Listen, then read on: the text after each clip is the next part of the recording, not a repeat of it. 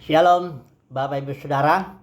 Pagi hari ini kita merenungkan Injil Kerajaan Sorga atau kabar baik Kerajaan Sorga yang diberitakan oleh baik Yohanes Pembaptis, Yesus, dan juga rasul-rasulnya. Bahkan seluruh kitab Perjanjian Baru memiliki tema utama Kerajaan Sorga. Nah, jadi Kerajaan Sorga ini, kabar baik ini ditegakkan di muka bumi karena fokus rencana Bapa itu adalah bumi, agar manusia bisa menaklukkan segala sesuatu yang merayap di bumi ini.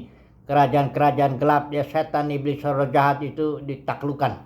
Nah, kerajaan sorga itu datang ke bumi ini dalam pribadi Yesus Kristus.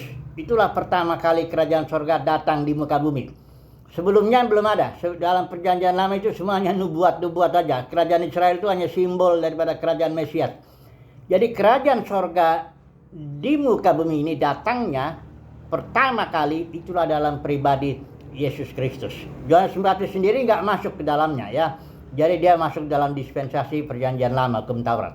Nah, Yesus bilang kalau biji gandum nggak jatuh ke tanah dan mati, dia tetap satu. Kalau dia mati, nanti dia menghasilkan banyak buah. Begitu Yesus mati, bangkit, dia naik duduk sebelah kanan Bapa, maka tercurahlah Roh Kudus kepada 120 orang murid-murid. Itulah dia manifestasi kerajaan sorga di bumi. Tadinya Yesus cuma sendiri, sekarang ada 120. Tetapi sayangnya, ya memang sudah dinubuatkan, akhirnya kerajaan sorga yang di bumi ini manifestasinya pecah. Ya, karena apa? Paulus sudah nubuatkan kisah para rasul 20 itu ayat 30, 28-30 itu ada para pemimpin narik murid-murid kepada dirinya. Bangun kerajaan sendiri. Nah inilah para pemimpin ini bukan lagi menampilkan kerajaan sorga di muka bumi, bukan lagi menghadirkan kerajaan sorga di muka bumi, tapi membangun kerajaannya dia sendiri. Akhirnya lahirlah kerajaan-kerajaan manusia, baik itu kerajaan Lutheran, kerajaan Calvinis, ya Mennonite, ya Wesleyan, kerajaan-kerajaan Pentakosta, kerajaan-kerajaan karismatik, semuanya. Masing-masing bangun kerajaan, tarik pengikut, bangun kerajaan. Saudara kalau masuk ke dalam satu gedung denominasi, nggak lama kemudian engkau akan ketemu rajanya di situ, yang mengatur segalanya di situ, yang bahkan memiliki asetnya, gedungnya atau apa semua. Biasanya diturunkan itu kepada anak cucunya, karena itu kan namanya juga uang ya, akan berharga ya. Pecahlah manifestasi kerajaan surga. Tapi rencana Bapa tidak berhenti.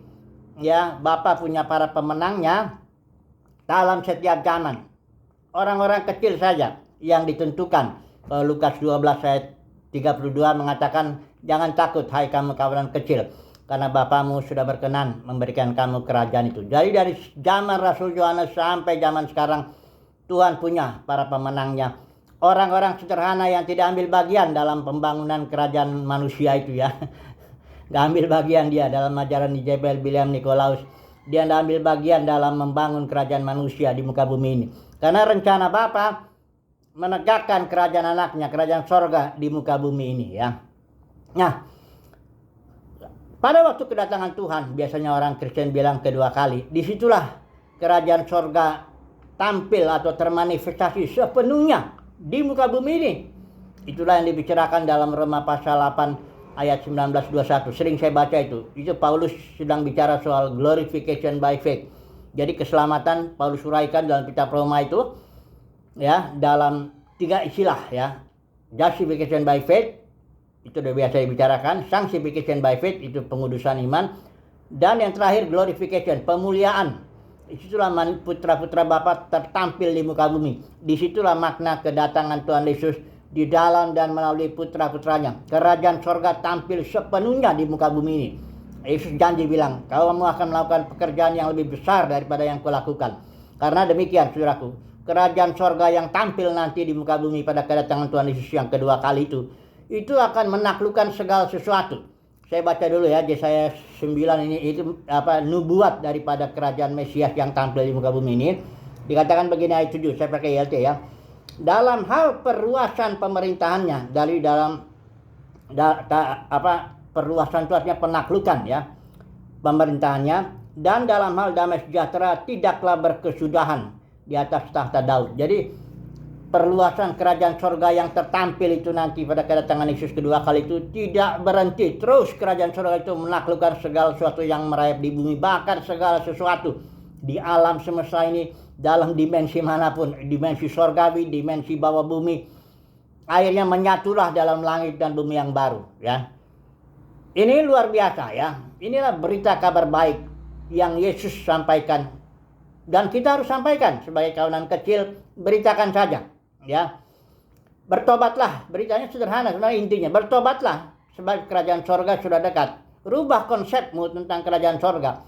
Karena dalam dunia kekristenan ini kan konsepnya sorga itu nun jauh di sana, jalannya dari emas, kita nyanyi di sana. Sebagian orang dilempar ke neraka yang gak dipilih Tuhan selama-lamanya juga.